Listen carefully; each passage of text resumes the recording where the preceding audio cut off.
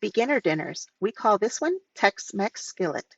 To a large pan, add 1 quart or 2 store-bought jars of black beans, 1 quart or 2 store-bought cans of corn drained, about 24 ounces of salsa. I only have 16 in this jar, so in addition to this, I'm adding in 1 cup of store-bought salsa, and then we're going to go ahead and get this all mixed in.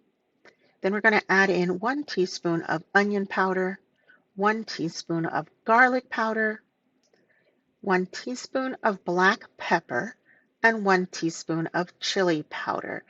Now, the salsa is doing the heavy lifting here by bringing in all the different vegetable flavors and saving us cutting and reducing of our vegetables.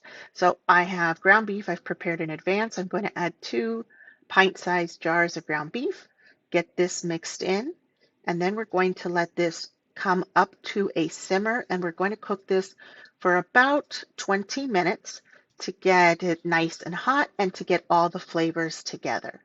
Serve over rice. You can top with sour cream or shredded cheese if you like.